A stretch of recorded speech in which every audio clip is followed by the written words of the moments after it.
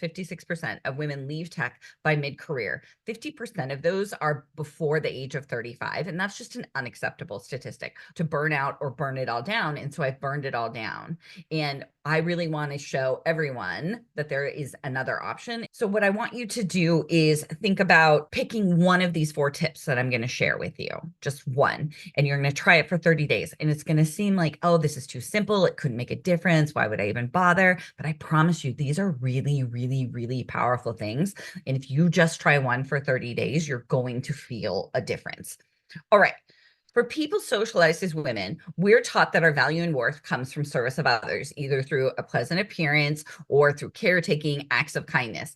Think about all the movies that celebrate the parents that went to the end of the earth for their children, which should be celebrated. But there's no movies that I've found yet that celebrate the woman who was the first in her family to graduate college, that she paid for 100% herself, and then traveled the world, and then bought a home for herself and had an awesome career.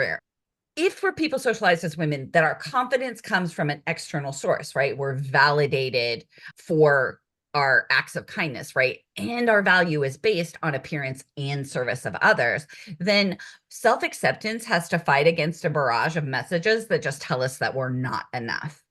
Our self-doubt is so profoundly profitable. Our value just goes up and down like a really volatile stock market. It's like the list of things to do never, ever ends. And of course, if our validation and praise is coming from our service of others, then of course the list never ends. This idea that we are responsible for other people's comfort. But of course, that makes sense also. If we're counting on them to tell us that we're doing a good job, to tell us that we're worthy, we all deserve to feel like who we are is enough on any given day. The reason that like power poses and positive affirmations and a lot of self-help strategies don't work is because they don't address the root of the problem. The root of the problem being our belief system that we're responsible for other people's comfort. You start to set and maintain boundaries. You start to hold people accountable. You don't take the notes in the meeting. You're like, hey, Chad, it's your turn, isn't it, to take the notes? I'm not going to do that.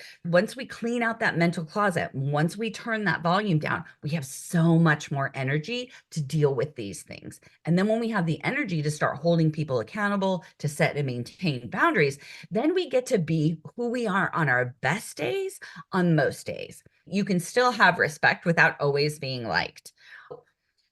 At the core, our brains are designed to desire pleasure, avoid pain, and conserve energy. So if you think in tech right now, like you might get like a vague email or Slack message from your boss that's like, hey, can we meet this afternoon? And your whole body is flooded with adrenaline and cortisol, right? Instead of going and punching somebody else, we just start like, punching ourselves in the face, like metaphorically, right? We're just prioritizing everyone else's comfort above our own, and often to the detriment of our own selves. To get unstuck, we need to engage our prefrontal cortex to decide what to think on purpose.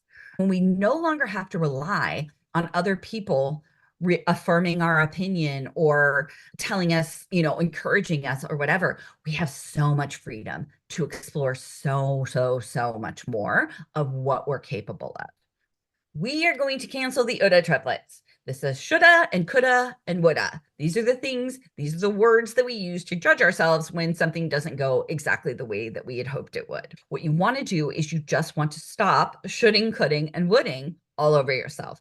Think about it. Like you can have like an evil bully following you around going, what are you doing? No bad bitch ever took over the world from a place of shame. I can make a mistake and not make it mean anything about me or my ability or my future. My brain is not a reliable narrator when it tells me that I suck at finishing things. There's literally nothing I can't go try and do and accomplish because there's nothing else getting in my way. You'll never hit your full potential if you're stuck at the starting line. We have more money because we're confident on our worth. We're not second guessing. We're asking for what we want. And we're also not settling for less than we deserve. You're not deciding to leave because you don't see any other options. You're not quitting things. Or if you are, you're walking away with like, I understand that this isn't serving me. Just getting curious about what your brain is telling you will create some distance between you and your thoughts. And it'll just give you more space to think